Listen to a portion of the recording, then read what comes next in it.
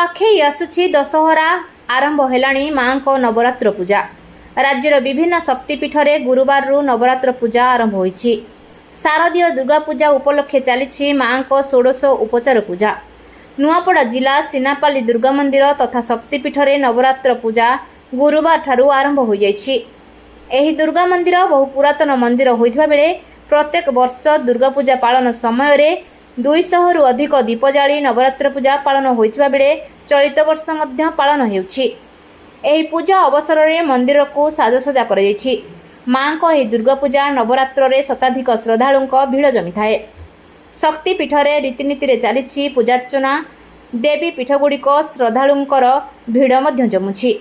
माँ को दर्शन कर आशीष नेउछंती श्रद्धालु माने। एही मंदिर को पूजार्चना करने पाई पड़ोशी छत्तीसगढ़ रायपुर कलाहांडी नवरंगपुर समेत अनेक दूरदूरांतर लोके आसी मनस्कामना करुथिबा बेले मनस्कामना पूर्ण हेले पूजाविधि अनुसार दान पुण्य करिथांती।